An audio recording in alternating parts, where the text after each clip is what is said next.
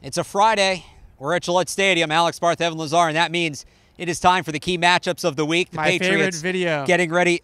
Where does it rank compared to the Josh Gordon video? Oh, you're right. It's still #1 in my heart above Josh Gordon. Eventually we'll get Josh Gordon into the key matchups, but this week a lot of focus in the trenches as the Patriots get ready to take on the Bears. One matchup we already talked about this week, that will be Adrian Waddle, who it looks like will fill in for Marcus Cannon up against Khalil Mack. Again, we talked about that on Wednesday. You can find that video on the CLNS Media YouTube page. But outside of that, Evan, still a lot of focus on the trenches this week. Yeah, so I'm going to go right in the middle of the Patriots offensive line with Akeem Hicks, former Patriot, versus the middle of that interior offensive line. Most notably, obviously, Shaq Mason, kind of the ringleader, and also David Andrews as well, captain, Mr. Center, David Andrews. But I think that the big thing with the Patriots has always been for Tom Brady is giving him that ability to step up in the pocket, step into his throws, and then also allow them to push Khalil Mack behind Brady, and then allow him to step up into that interior of the offensive line.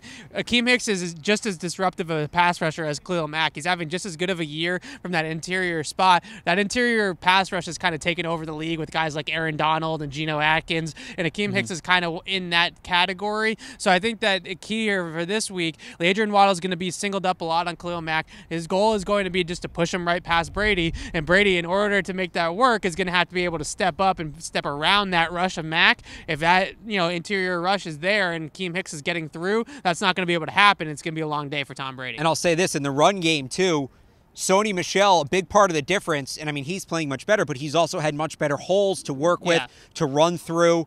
This is going to be by far the toughest rush defense, especially up front, that the Patriots have faced since Michel has kind of turned things around, since he started putting up these bigger numbers. So those guys on the interior factoring in the running game as well. It's a good test. I'm looking forward to seeing if this run blocking unit in SONY MICHEL, is this for real, or is this the Kansas City Chiefs defense being horrible against the run? The Indianapolis Colts being horrible against the run. Can they run against good run defenses? That's kind of the key here. It's a legitimate test. Speaking of running backs, TARIK Cohen for the Bears, he's third in receptions on the team. I mean, he can run the ball too, but in terms of pass catching, we saw what Kareem Hunt did to the Patriots last week, specifically Devin McCourty.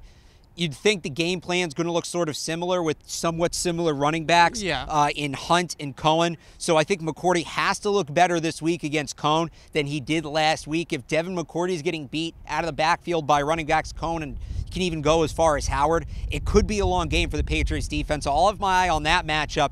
Whoever's guarding TARIK Cohen, you may see a little Kyle Van Noy, you may see a little Patrick Chung, although I think he will primarily draw the tight end, but McCourty on Cohen is going to be a big matchup for me. Yeah, so I think that the Patriots are kind of going to go about this game similar to how they did against Indianapolis, where they treated Nyheim Hines basically as a wide receiver. I think that TARIK Cohen is going to be treated as a receiver whenever they're passing in a passing down situation, and both these safeties are going to be tasked, one on Trey Burton, one on Cohen. I would assume it's going to be McCourty on Cohen and then Chung on Burton, but it could be swapped. You never know. So those two guys have key matchups this week to slow down that Bears passing attack. And again, the Bears have some speed too. So speaking of McCourty, he's got to be able to help out over the top when called on to do that as well. We actually talked about McCourty's struggles earlier in the week. You can go back and find that video on clnsmedia.com and on our YouTube page. And of course, we've got all your coverage leading up to and throughout Patriots Bears at clnsmedia.com and on our Twitter page at PatriotsCLNS. From Gillette Stadium, he's Evan Lazar. I'm Alex Barth.